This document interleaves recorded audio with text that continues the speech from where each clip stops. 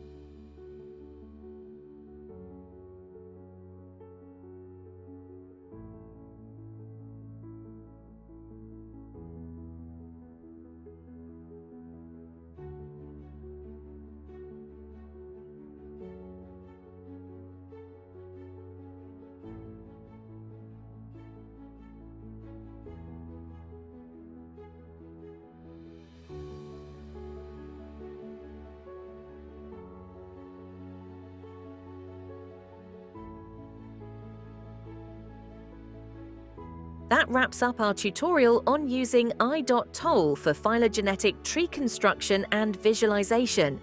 If you found this video helpful, don't forget to like, share, and subscribe for more bioinformatics tutorials. Drop your questions or suggestions in the comments below, and I'll see you in the next one.